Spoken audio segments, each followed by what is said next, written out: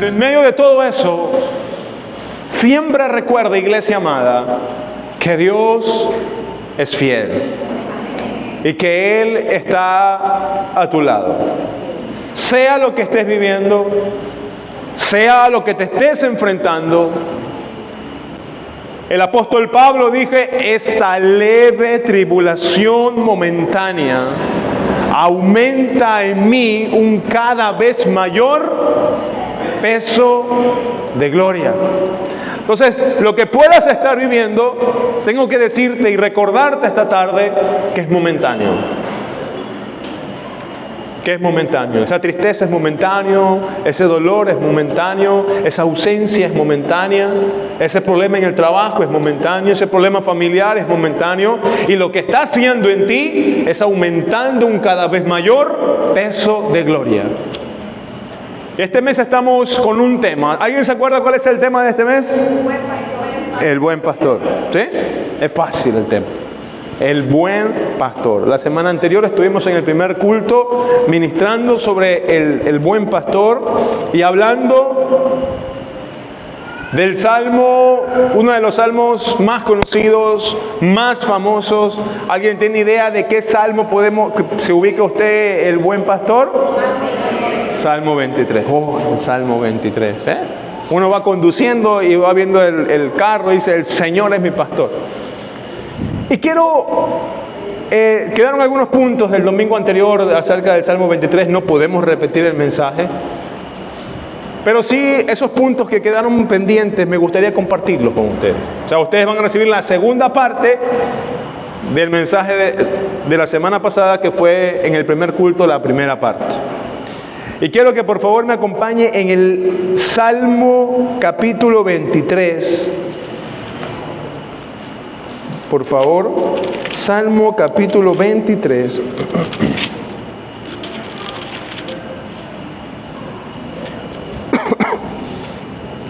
Este salmo es un cántico propiamente. Y quiero que meditemos en todo lo que contiene esta palabra. La palabra de Dios es viva, es eficaz. La palabra de Dios tiene un espíritu en ella que al que la escucha, la recibe, causa fe en el corazón de aquella persona que la recibe y la toma y se apropia. Dentro del continuante del estudio, vamos a leer, Jehová es mi pastor, nada me faltará, en lugares de delicados pastos me hará descansar, junto a aguas de reposo me pastoreará. Hasta ahí analizamos en la primera etapa. Lo que conlleva el día de hoy es, confortará mi alma, me guiará por sendas de justicia, por amor de su nombre. Entonces, vamos a desmenuzar el Salmo. Y el versículo que vamos a estudiar es, confortará mi alma. ¿Sí? Es lo que continúa en la etapa del mensaje. Confortará mi alma. Entonces uno piensa en los momentos difíciles, oye, Él va a confortar mi alma. Pero ayer haciendo el mensaje, averiguando, investigando, la palabra confortar tiene un significado que dice animar, levantar, fortalecer. Entonces cuando el Salmo dice que Él va a confortar tu alma, significa que Él va a animar, a levantar y a fortalecer. Ahora hay que también entender qué es el alma. ¿Sí? Porque se confortará mi alma. Pero en el alma encierra algunos aspectos del ser humano. Dentro de ellos el alma tiene y está alojada la voluntad, el intelecto y las emociones. ¿Qué están alojadas en el alma? Voluntad, intelecto, emociones. ¿Sí? Entonces todas las emociones que usted pueda sentir, ira, tristeza, enojo, están en el alma. Cuando estamos tristes, cuando estamos afligidos, están en el alma. La voluntad, el hacer lo malo, cuando estamos frente a una situación de hacemos lo que es correcto o hacemos lo que es incorrecto, está la voluntad, están en el alma. Y el intelecto también está en el alma. Entonces, si profundizamos un poco lo que dice la palabra del Señor, Él nos va a animar, nos va a levantar y nos va a fortalecer mi alma, mis emociones, mi voluntad y mi intelecto. Ahora tengo que decirte algo, que el ser humano es tripartito, ¿verdad? ¿Qué encierra el ser humano? Encierra espíritu, alma y cuerpo. Espíritu, alma y cuerpo. Usted y yo, así nos hizo Dios. ¿A alguien lo hizo diferente? ¿No? ¿Iguales? Entonces, ¿qué es el espíritu? Si usted dice que usted es alma, cuerpo y espíritu, ¿qué es el espíritu?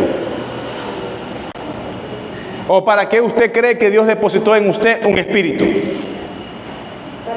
¿Usted está de acuerdo conmigo que usted es espíritu, alma y cuerpo? Sí está de acuerdo. Ok, ahora, ¿por qué Dios le puso a usted un espíritu? Para que ese espíritu que está en mí se conecte con el espíritu. A Dios no lo podemos. ¿Alguien puede ver a Dios? ¿Alguien puede tocarlo? No. Entonces, lo que Dios depositó en mí, el espíritu que depositó en mí, es para que se conecte con el espíritu de Dios. Y cuando mi espíritu se conecta con el espíritu de Dios, el espíritu que Dios puso en mí gobierna mi alma. Y mi alma gobierna el cuerpo. Porque acuérdate que está en el alma la voluntad, las emociones y el intelecto. Entonces, para que mi alma pueda gobernar mis emociones, ¿a alguien es gobernado por sus emociones? Ay, eso es una lucha buena, ¿no? Eso es una lucha de todos los días. Es tremendo enfrentarse a uno mismo. ¿Sí? Porque a veces se le sale muchas cosas que ya no deberían estar ahí, pero si se le sale, es porque está. Porque uno puede decir, uy, se me salió. Si se sale, es porque está. Debería morir, porque el apóstol Pablo dijo, ya no vivo yo, Cristo vive en mí, y ahora todo lo que hago vivo, lo hago en la fe del Hijo del Hombre. ¿Sí? Entonces, para que yo pueda sujetar mis emociones, mi intelecto y mi voluntad, mi espíritu tiene que estar conectado con el Padre. Para que mi espíritu me ayude a gobernar esa voluntad, esas decisiones. Y entonces mi cuerpo va direccionando a las decisiones que yo tomo. ¿Sí? La palabra del Señor dice, yo pongo delante de usted el bien y el mal. Elija. Usted elige. ¿Saben cómo se llama eso? Libre albedrío, que Dios nos dio. Entonces usted puede elegir lo que es bueno y usted puede elegir lo que es malo. Según de su propia naturaleza usted lo desee, dice la palabra del Señor. Que uno es tentado de su propio deseo de hacer lo malo. Ok, pero para que uno no pueda ser tan susceptible al pecado, por eso viene el Espíritu, y el Espíritu ayuda a que tu alma se sujeta a la palabra. Teniendo esa introducción, vamos a entender lo que es el alma dentro de las emociones, la voluntad y el intelecto. Hablemos un poco de las emociones. Alguien, por favor, me proyecta Juan 16:33. Juan 16:33 habla acerca de las emociones. Porque Él dice que Él va a confortar mi alma. ¿Sí? Dentro del confortar, también hay una traducción del estudio del hebreo, del significado de la palabra confortar. Ya vemos que en la Real Academia Española, confortar significa animar, levantar, fortalecer. Pero en un estudio bíblico, la palabra confortar también tiene relación con la palabra restaurar. Antes se arreglaban las cosas, ahora se desechan, ¿no? Pero antes se las arreglaban. Antes se restauraban las sillas, uno las llevaba al carpintero, y lo que hacía el carpintero era restaurar ese juego de muebles, se restauraba. Y la palabra confortar tiene que ver con restaurar. ¿Cuántas veces hemos venido rotos, golpeados, tristes, afligidos a las manos de Dios? Y lo que Él está diciendo en el Salmo 23 es: yo voy a restaurar tu voluntad, yo voy a restaurar tus emociones, yo voy a restaurar tu intelecto. ¿Cuántas veces hemos cometido errores con nuestras malas decisiones? Entonces venimos tristes, golpeados, afligidos, cabizbajos, y lo que está diciendo el Salmo 23 es: yo voy a restaurar. A veces pasamos por algún divorcio, proceso de divorcio, y ya le cerramos la puerta a una nueva oportunidad y no queremos casarnos, ya no queremos saber nada de una relación amorosa, y lo que Dios dice: yo voy a restaurar tu corazón. Yo te voy a preparar. A veces pasamos por alguna bancarrota en alguna empresa o un momento difícil económicamente y estamos rotos, tenemos miedo a un negocio, a abrirnos a algo. Y lo que Dios dice esta mañana: yo voy a restaurar esas emociones. Te voy a preparar tu corazón, porque Él va a confortar tu alma. Y dentro de las emociones me topo con este versículo. Dice: estas cosas os he hablado para que en mí tengáis paz. En el mundo tendréis aflicción, pero confiad, yo he vencido al mundo. Este primer versículo nos habla de las emociones y nos dice que hay un momento en nuestras vidas que podemos sentirnos atribulados o podemos sentirnos con miedo, y Jesús nos dice: yo he escrito estas cosas para que tengan paz. El antídoto frente a la ansiedad, el antídoto frente a la aflicción, el antídoto frente a la tristeza, el antídoto frente a la frustración que uno pueda tener por lo que ha vivido en la vida, se llama paz. Y Jesús dijo: yo voy a dar mi paz para ustedes. Mi paz os dejo y mi paz os doy. Entonces es importante, amada iglesia, que abracemos un regalo muy hermoso que Dios nos ha dado, que se llama paz. Hay que abrazarlo, hay que tomarlo. Filipenses 4, versículo 6 dice: por nada estéis afanados, sino que sean conocidas vuestras oraciones. Ese versículo es un principio muy importante, si lo podemos entender. Porque dice: por nada estéis afanados. ¿Qué es afanarse? ¿Alguna vez usted ha estado afanado? ¿Sí? Uy, que se hace tarde, por Dios, ya vamos a llegar. No hemos salido de casa, el culto comienza a las 8:30 y ya son las 8:15 y ahora ya estamos todos afanados. Si alguna vez usted ha tenido la oportunidad de volar y usted sabe que tiene que llegar a tal hora porque si no se queda del vuelo. ¿Alguna vez usted se ha quedado de algún vuelo? Amén. Y uno sale corriendo y siempre, cuando ya está, todo va llegando, uy, se me quedó. Y entonces el afán nos agota emocionalmente, nos desgasta emocionalmente. ¿Quién no está afanado ahora? No, uy, no, ya salgamos, y ahora qué va a pasar, están robando, están secuestrando, están vacunando, y si me llega a mí, si me llega, y nos afanamos. Tenemos que pagar la matrícula, tenemos que pagar las pensiones a fin de mes, ya estamos afanados. Y el apóstol Pablo dice esta mañana: por nada estéis afanosos. Filipenses 4, versículos 6 y 7. Y por nada, iglesia amada, es por nada, sino más bien sean conocidas vuestras oraciones, vuestras peticiones delante de Dios en toda oración y ruego. Entonces aquí el apóstol Pablo nos está dando un antídoto para no afanarnos. ¿Cuál es el antídoto que está diciendo el apóstol Pablo ahí para no afanarnos? ¿Alguien lo lee? ¿Alguien ve ahí lo que dice? ¿Cuál es el antídoto? La oración. ¿A cuántos les gusta orar? La verdad. Mira que están siendo grabados. Uy, tan sinceros, por Dios. Entonces dice que el antídoto frente a la ansiedad es la oración. Ese es el antídoto. Salmo 23 dice que Él va a restaurar mis emociones. Parte de las emociones es la ansiedad, la frustración.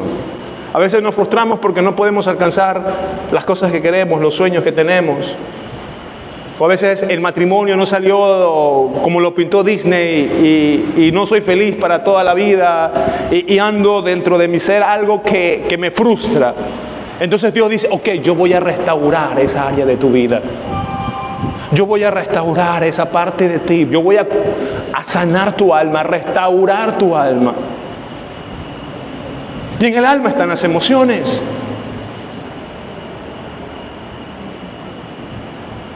Y frente a los afanes que podamos tener en este mundo, lo que está diciendo el apóstol Pablo es que tu oración, tranquilo, que tu oración, Dios la va a contestar. Dios la va a responder. Otra de las emociones más puntuales que podemos tener es el miedo, el temor. Cuando nos casamos, a lo mejor hay un temor a algún fracaso más adelante, o emprendemos un negocio y tenemos miedo que nos vaya mal. Siempre es normal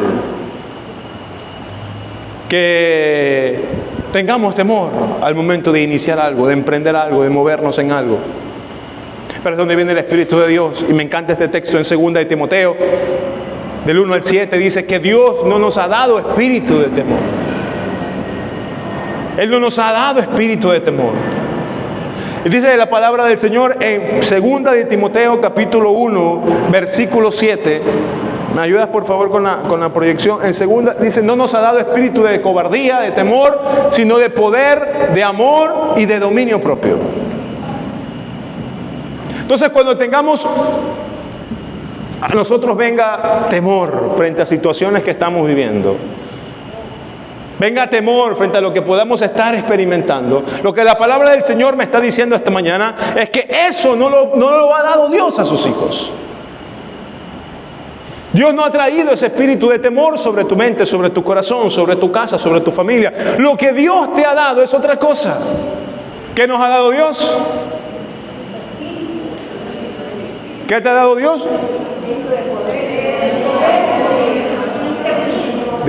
De poder, de amor y de dominio. Eso es lo que Dios te ha dado a ti. Eso es lo que Dios ha depositado en tus manos, iglesia amada. Eso es lo que ha venido Dios a través de su Espíritu y se ha conectado contigo y ha depositado en ti, no el temor, sino el poder, el amor y el dominio propio. Pero muchas veces nos llenamos de temor y tenemos sensaciones como la ira, como el enojo, como el miedo.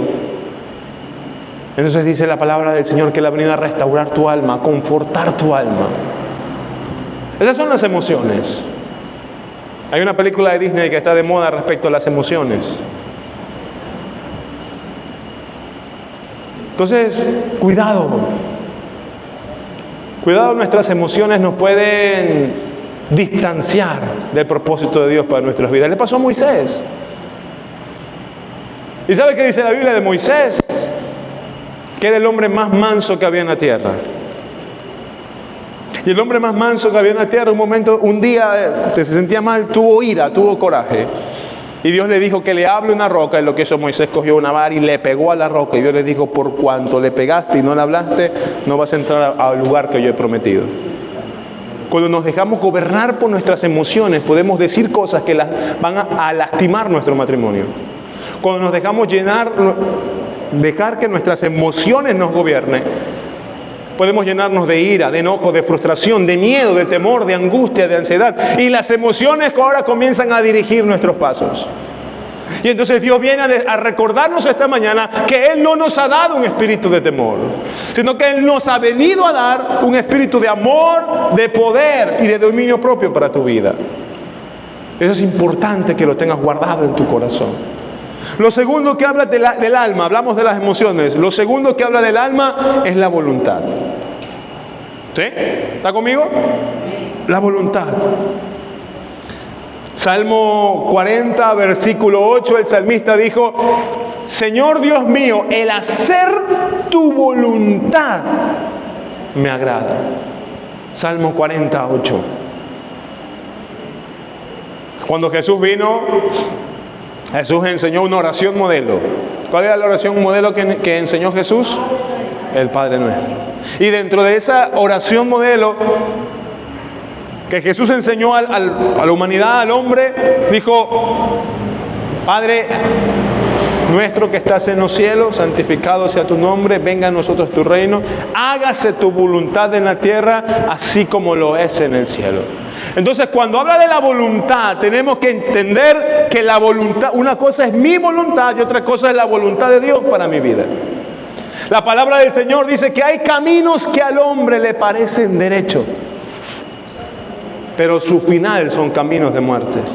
Cuando viene y yo quiero hacer mi voluntad, aparentemente en lo que yo creo estoy bien, hay caminos que al hombre le parecen correctos.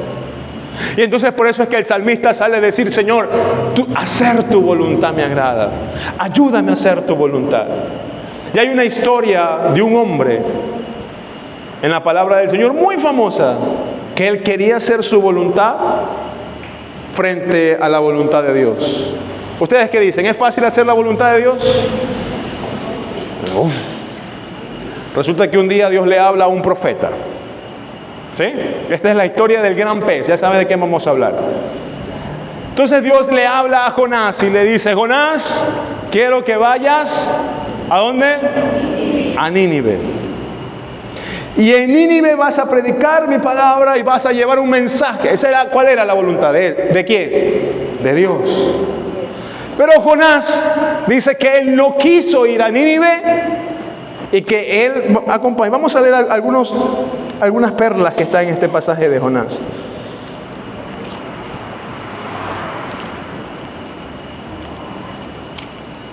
En el libro de Jonás,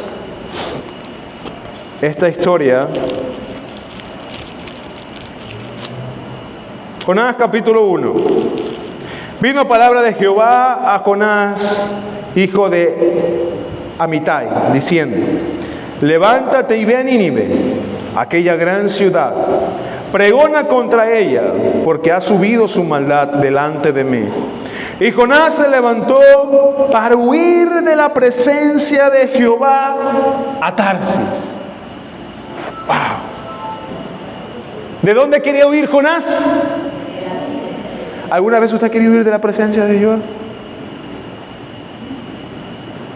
Uy, no, pastor, ¿cómo cree? ¿Yo cómo voy a huir? Sí, cuando no queremos saber de lo que Dios tiene para nosotros. Dios tiene algo especial para tu vida. Dios tiene un propósito. Sí, pero yo quiero hacer mi voluntad. Yo quiero hacer lo que a mí me agrada. Yo quiero hacer lo que a mí me gusta. Eso le está diciendo Jonás. Dios va a Jonás: Jonás, anda a Tarsis. Y Jonás dice: ¿sabes qué? Voy a huir. No está diciendo no quiero, él no quiere ir a Nínive. Lo que está diciendo, quería huir de la presencia de Jehová. Y cuando huye de la presencia de Jehová, dice: y descendió a Jope y halló una nave que partía para Tarsis, y pagando su pasaje entró en ella para irse con ellos a Tarsis, lejos de la presencia de Jehová. Yo no sé qué habrá pensado Jonás. Imagínate, Jonás pensaba que si se subía a un barco y navegaba para un lugar opuesto, no es que no iba a Nínive, sino que estaba huyendo de la presencia de Jehová. Él no quería saber cuál era el plan de Dios para su vida. Estaba huyendo. Y mira, el versículo 3 dice algo que me llama la atención. Dice que Jonás se subió a una nave y él pagó el pasaje para irse a Tarsis. Te voy a decir un principio bíblico. Cuando hacemos la voluntad de Dios, es Dios el que provee y abre puertas. Cuando usted está en la voluntad de Dios y usted camina bajo la voluntad de Dios, es Dios el que provee y abre puertas. Cuando Nehemías salió del palacio camino a reconstrucción de los muros, Dios proveyó todo lo que Nehemías necesitaba. El rey le mandó unas cartas y a su paso Nehemías por cada pueblo, Nehemías mostraba las cartas del rey y cada pueblo por el que pasó contribuía para que los muros de Jerusalén vuelvan a ser construidos. Cuando estamos en la voluntad de Dios, es Dios el que abre puertas y el que provee lo que necesitamos. Pero cuando nos alejamos y queremos hacer nuestra voluntad, nos toca pagar a nosotros. Y el boleto que pagamos nosotros por hacer nuestra voluntad tiene un precio muy alto. Alguna vez nos han dicho, por favor, no te juntes con esa persona no te va a edificar, no te va a ayudar.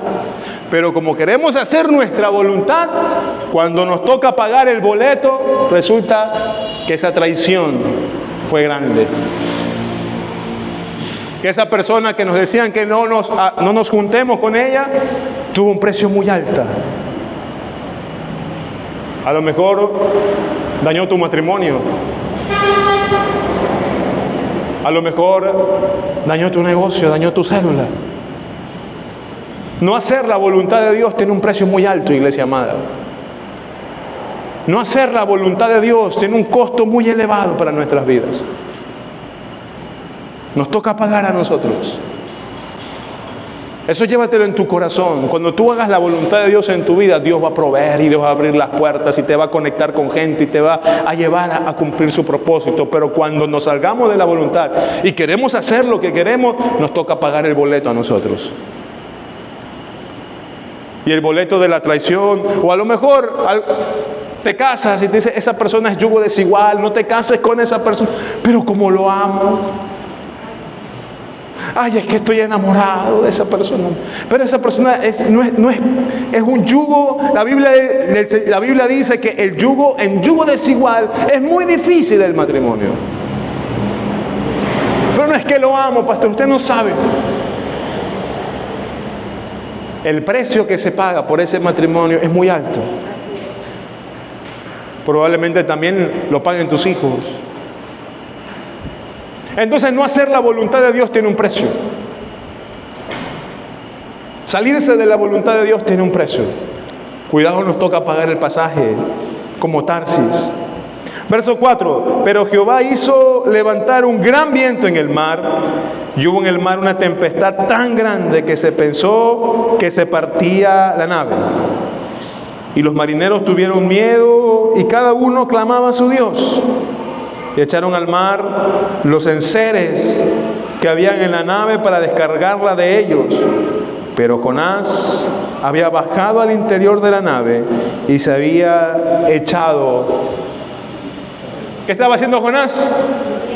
¿Cómo estaba el barco? ¿Alguien puede dormir en una...?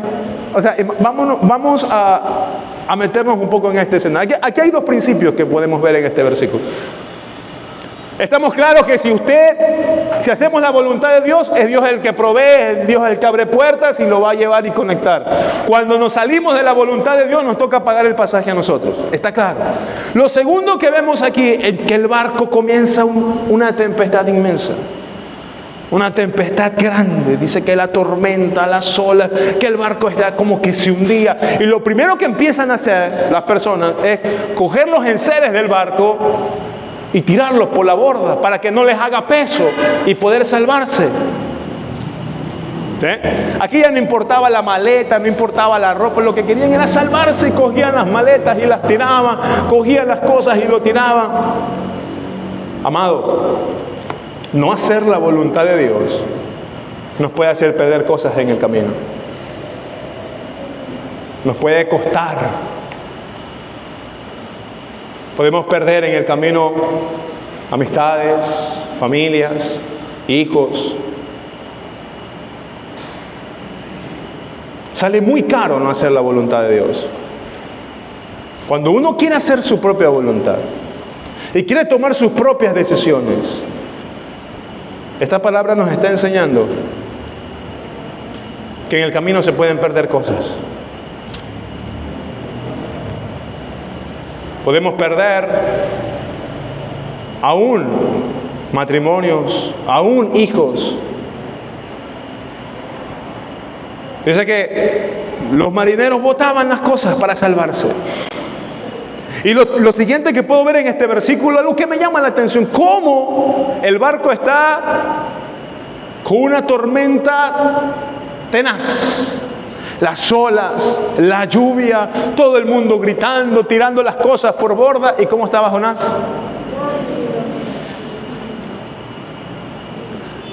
¿Sabe usted que el no hacer la voluntad de Dios a veces nos adormece espiritualmente?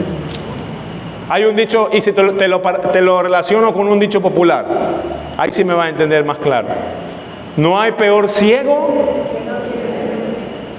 A veces estamos dormidos espiritualmente. No vemos. Ese negocio no te conviene. Ah, no, pero es que yo creo que sí, yo creo que estoy en la voluntad de Dios. Y forma parte de alguna coima o de algo malo que está por suceder, pero pensamos que es la voluntad de Dios. Esa no es la voluntad de Dios. Pero como estamos dormidos espiritualmente, entramos, lo hacemos. La palabra del Señor dice, no seamos como los que duermen. A veces nos adormecemos espiritualmente, nos dormimos espiritualmente. Y cuando estamos dormidos espiritualmente no podemos estar velando. Por eso el apóstol Pablo dice, velad y orad para que no entréis en tentación. Pero el que está dormido no puede velar. Quiere decir que el que está dormido es vulnerable para que la tentación entre. Y cuando la tentación entra a tu vida, dice la palabra del Señor que da a luz, que el pecado da luz, la muerte. Cuando pecamos morimos espiritualmente. Pero ¿saben por qué pecamos? Porque estuvimos dormidos. Porque no estuvimos vigilantes. Y cuando reaccionamos ya es demasiado tarde. Entonces Jonás, en medio de esta tormenta grande, el barco se sacudía, la gente gritaba, porque yo no creo que estaban en silencio. Oye, bota esto para que no se levante Jonás. No, hoy botemos eso que nos vamos a morir. Y entonces dice que Jonás estaba durmiendo. Verso 6 dice, y el patrón de la nave se le acercó y le dijo, ¿qué tienes, dormilón? ¿Hay alguna vez le han dicho así? ¿Ah? ¿Qué tienes, dormilón? Levántate y clama a tu Dios. Quizás Él tendrá compasión de nosotros y no pereceremos. Imagínense, tremenda tempestad. Tremendo lo que estaba sucediendo en aquel barco. Pero no hacer la voluntad de Dios, cuando queremos hacer nuestra voluntad, nos dormimos. Y el que está dormido no siente. El que está dormido no ve. Y nos dejamos envolver por amistades que no son correctas. Nos dejamos envolver por negocios que no son honestos. Nos dejamos envolver por situaciones que no son correctas.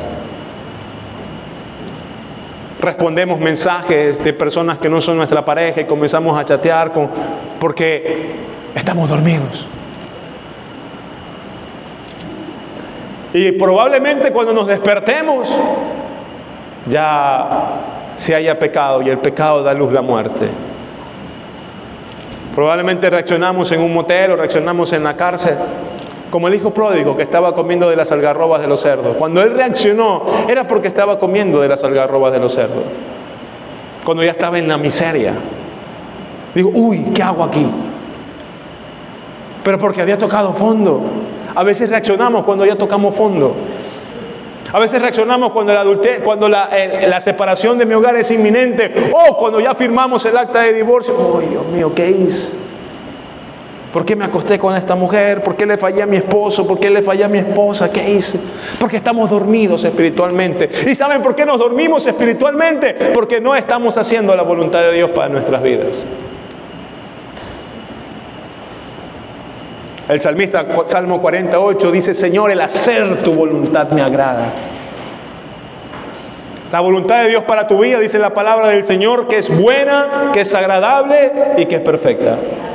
El no hacer eso en tu vida, el no tomar en cuenta a Dios para las decisiones que tengamos y el hacer nuestra propia voluntad, estamos aprendiendo. Primero tiene un precio, tú pagas el precio. Segundo, en el camino puedes perder familia, si no, pregúntele al drogadicto cómo ha perdido su hogar, al alcohólico cómo perdió de disfrutar su hogar, a sus hijos. Aquella persona que cayó en adulterio y tuvo que separarse de su esposa, de su esposo, cómo perdió el cuidado de sus hijos, el verlos, el disfrutar su crianza. El no hacer la voluntad de Dios tiene su precio. Y tercero, no hacer la voluntad de Dios te puede adormecer espiritualmente. Y cuando estamos dormidos nos suceden cosas que cuando ya queremos reaccionar, cuando ya queremos despertar, ya es demasiado tarde. Y en el versículo 16 de esta misma historia de Jonás que estamos viendo acerca de la voluntad, dice, bueno, del 6 al 16 está la historia que Jonás habla con los marineros y es Jonás el que sugiere. Yo aquí me puse a leer ayer, y es Jonás el que le sugiere a los marineros, échenme al agua. No es que los marineros le dijeron, no, es Jonás el que, échenme al agua para que Dios calme la tempestad. Y en el verso 16 dice que cogieron a Jonás y lo echaron al agua. Y en el versículo 16 dice, y temieron aquellos hombres a Jehová con gran temor y ofrecieron sacrificio a Jehová e hicieron votos. Todos estos marineros eran hombres que no conocían a Dios. Acuérdense cuando comenzó la tormenta, la tempestad, ellos oraban a sus dioses. Y cada uno oraba a su Dios hasta que vieron a Jonás dormido.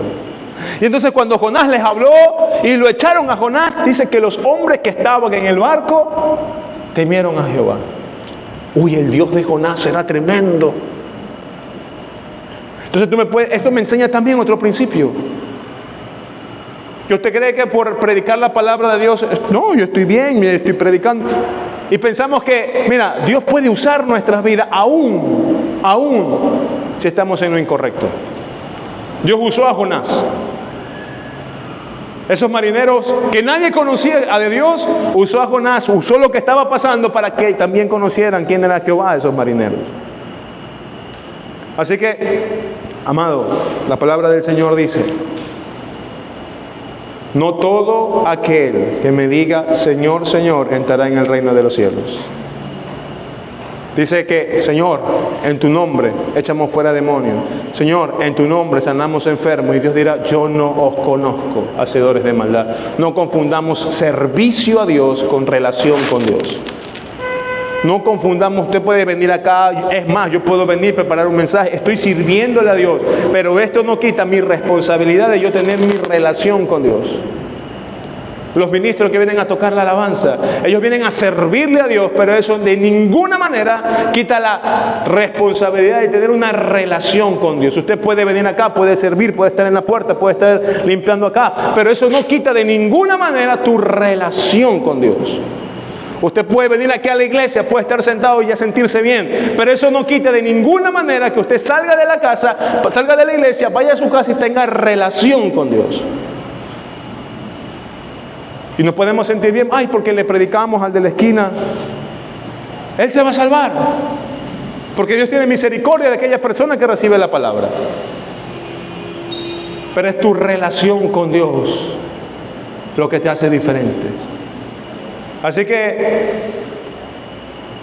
hacer nuestra buena acción del día, predicarle a alguien, está bien. Pero por favor, tu relación con Dios nunca la abandones. Tu relación con Dios nunca la dejes. Nunca la sueltes.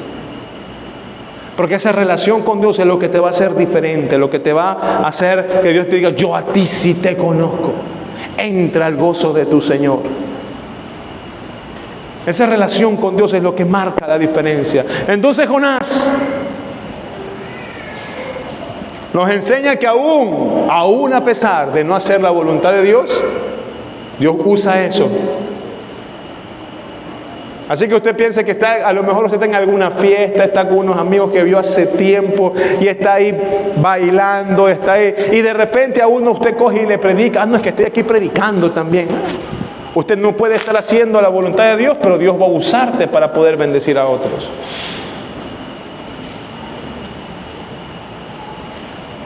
Y en el versículo 2, en el capítulo 2 de la historia de Jonás, entonces dice, entonces oró Jonás a Jehová.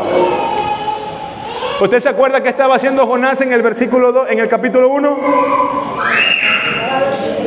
¿Qué estaba haciendo? Antes, cuando empezó toda esta historia, toda esta travesía, huyendo de la presencia de Jehová. ¿Sí? Huyendo de la presencia de Jehová. Y ahora cuando ya está todo perdido, cuando el hombre está en el agua, cuando el hombre ya lo tiraron, cuando lo lanzaron, cuando al borde del abismo de la muerte, oh, entonces ahí Jonás, ¿qué hace? Ahí sí se acuerda, ¿no? Ahí sí toca, ¿no? Yo estaba huyendo y como estaba huyendo, entonces me escondí, estaba dormido, adormecido, se perdió. Pero ahora que estoy en problemas, ahora que estoy en aprietos por no hacer la voluntad de Dios, no, ahora sí voy a orar. Ahora sí voy a clamar. Ahora cuando el negocio me fue, al principio del negocio ni le tomé parecer a Dios, pero ahora como ya estoy en problemas, ahora que estoy en aprietos, ahora que me están quedando mal, ahora que he perdido en el negocio, ahora que me está yendo mal en mi matrimonio, ahora sí me acuerdo de Dios. Cierto, voy a orar. Eso está mostrando Jonás.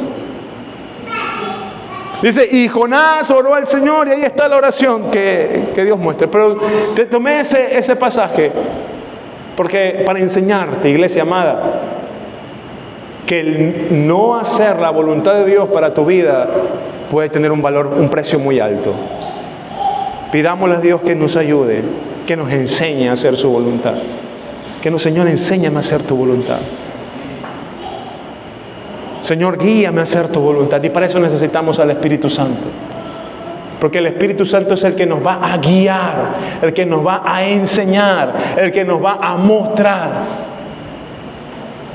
No hay peor cosa en esta vida que haber hecho todo, menos hacer la voluntad de Dios. Podemos hacer mucho. ¡Wow! Sí que mucho. La Biblia dice, echar fuera demonios. ¿A quién le gustaría echar fuera demonios? Andar como los cazafantasmas por ahí andando. ¿A quién le gustaría orar por los enfermos y que los enfermos se sanen? ¡Wow! Pero si esa no es la voluntad de Dios para tu vida, de nada sirve que lo hagas. Debemos pedirle, Señor, enséñame a hacer tu voluntad. Por favor, ayúdame a hacer tu voluntad.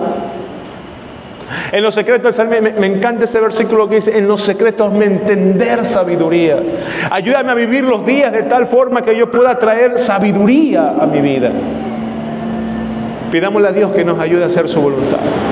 Pidámosle a Dios que nos ayude a afinar nuestros oídos espirituales para poder entender cuál es la voluntad de Dios para tu vida. Y que puedas caminar bajo la voluntad de Dios. Y que puedas direccionarte bajo la voluntad de Dios.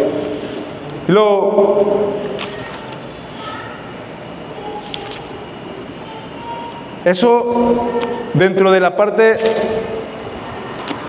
de la voluntad. Retomando el Salmo 23 para ya ir finalizando.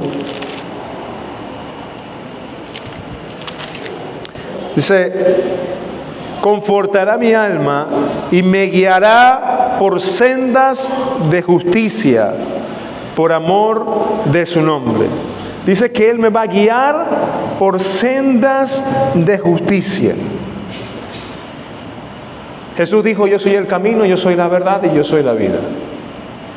Debemos entender algo. Que Jesús, conocer a Jesús es el único camino por el cual debemos andar. No existe otro camino. Dice que Él nos va a guiar por sendas de justicia. Amado, necesitamos conocer a Jesús. No solamente escucharlo, no solamente de vez en cuando venir a la iglesia y verlo. Necesitamos vivir a Jesús en nuestro corazón. Y cuando usted tome la decisión de vivir a Jesús en su corazón, dice que Él nos va a guiar por esa senda de justicia. Jesús es el camino.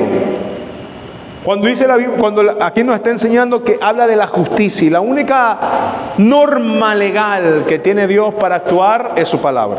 Entonces, cuando hablamos de justicia en el Ecuador, digamos que hablamos de justicia en el Ecuador, hay una norma jurídica, hay una ley jurídica en el cual se basa toda la justicia en el Ecuador, ¿sí? Hay condenas. No sé si aquí hay algún abogado o abogada, pero todo lo que normen jueces y fiscales se basa a un código de justicia en el Ecuador.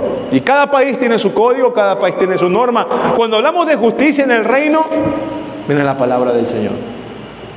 Porque Dios es un Dios legal. Él no puede operar en lo ilegal.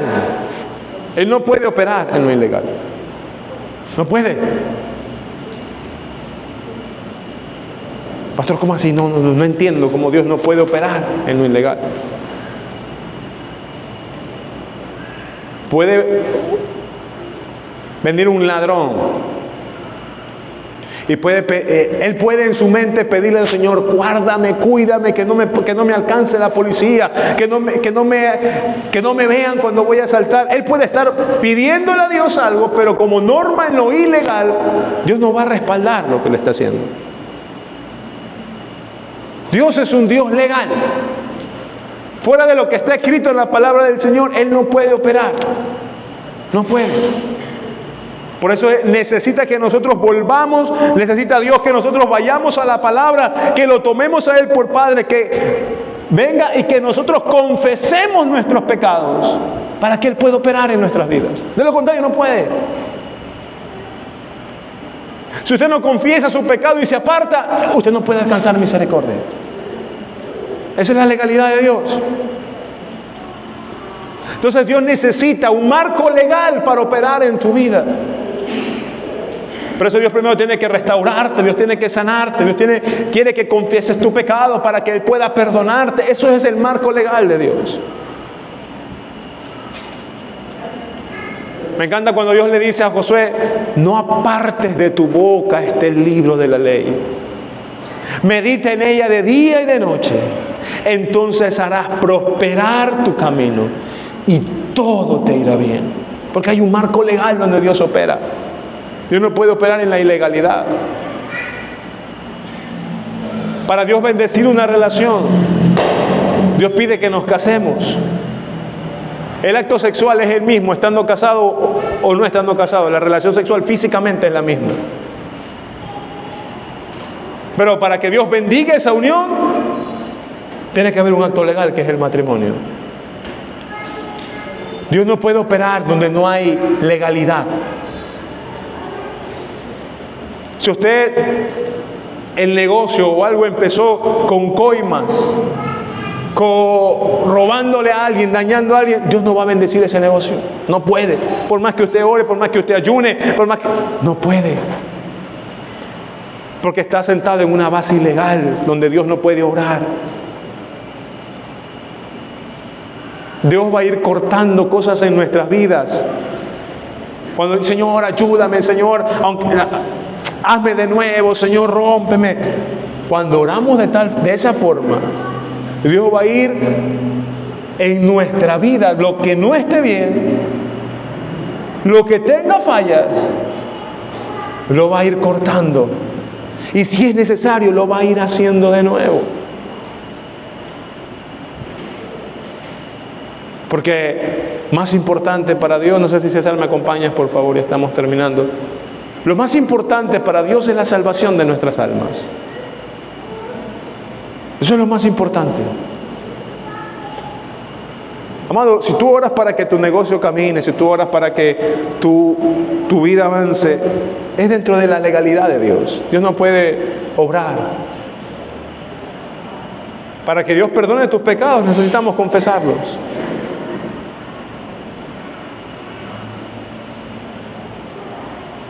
Eso es lo que Dios pide para sus hijos.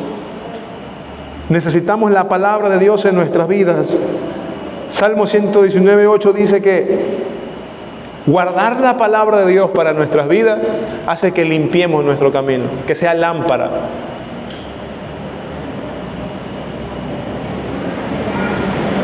Eso es lo que la palabra de Dios estima para el hombre. Me encanta el versículo. ¿Con qué limpiará el hombre su camino?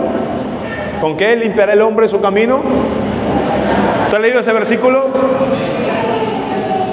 ¿Con qué limpiará el hombre su camino? Con guardar la palabra de Dios. El marco legal donde Dios opera. Por eso es que Dios quiere que todos procedamos al arrepentimiento. Que todo. Entender, a veces creemos que el evangelio o venir a la iglesia es un club donde hay beneficios, ¿no? Que por venir a la iglesia entonces Dios me va a dar beneficio de que me vaya bien en el trabajo, beneficio de que estar bien en mi casa, y pensamos que es un club de beneficios con descuentos. A veces nos da un club donde podemos ir y hay descuentos para algunas cosas y tenemos beneficios. Eso pensamos que es la iglesia. Pero Dios me está diciendo, yo te voy a hacer caminar por sendas de justicia. Es decir, todo lo que está ilegal en tu vida yo lo voy a sacar. Todo lo que esté chueco en tu vida yo lo voy a hacer recto. Todo lo que empezó mal en tu vida yo lo voy a restaurar. Lo voy a cambiar, voy a enderezar tus pasos. Y si es necesario, metafóricamente hablando, dice, y si es necesario para entrar al reino de los cielos, quitarte una pierna, te la voy a quitar. Y si es necesario quitarte un ojo para que entres al reino de los cielos, te lo voy a quitar. ¿Cuántos quieren ofrendar su ojo?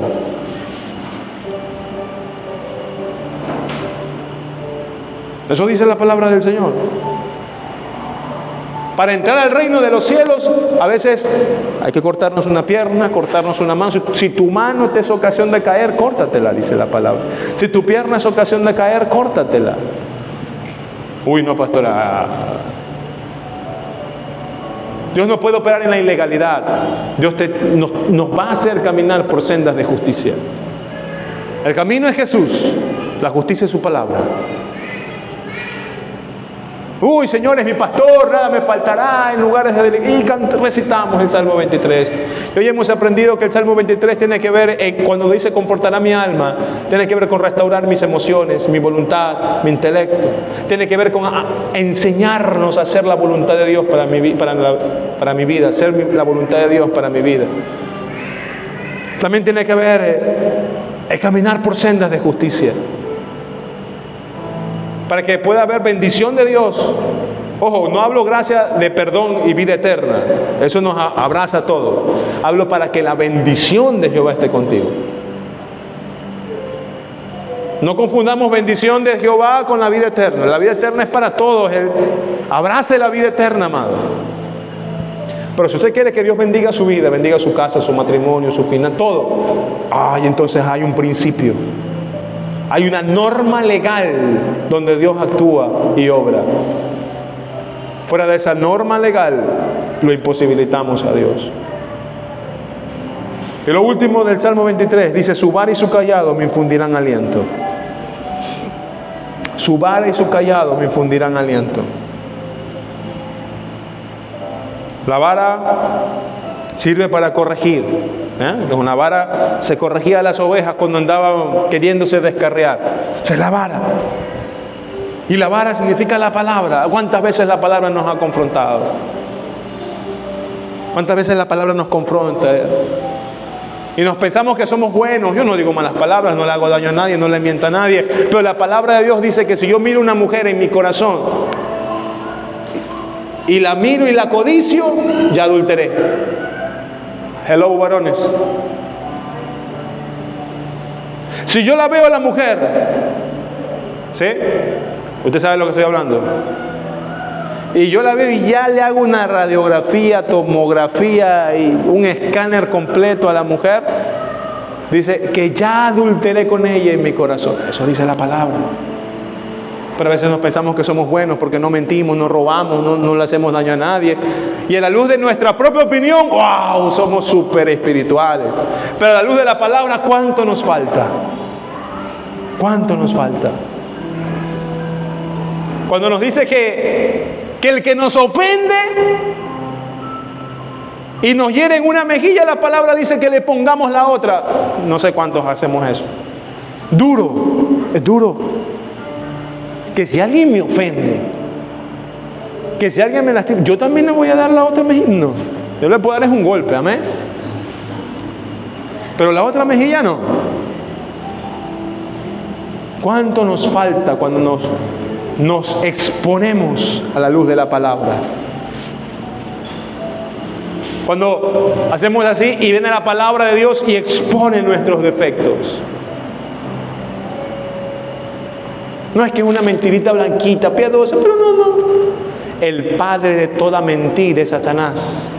Y la palabra del Señor dice que si vosotros mentís, ustedes son de vuestro padre el diablo. Porque cuando nos exponemos a la palabra de Dios, salen a la luz todos nuestros defectos. Cuando nosotros somos los jueces, se nos ve bien. Entonces cuando Dios te está diciendo, yo te voy a guiar con vara. Si no, no creas que estás bien. Yo te tengo que guiar con vara. Y dice, su vara y su callado. El callado era la hoz que utilizaban los pastores para poder sacar a las ovejas de lugares donde se metían, y con eso las jalaban para salvarlas, para corregirlas. Perdón, para salvarlas, que no caigan. Esa es la función del Espíritu Santo. Esa es la función del Espíritu Santo. Decirle, Espíritu Santo, llega a tiempo a mi vida. Porque si no viene el callado a salvarme, me voy a caer en ese abismo. Amada iglesia, permitámosle al Espíritu Santo que use ese callado con nosotros. Dile, Señor, no me dejes caer, por favor. No he hecho tu voluntad en mi vida y he estado dormido como Jonás. Y me ha tocado pagar cosas. Y me ha tocado perder cosas, Señor. Pero esta mañana quiero volver a ti.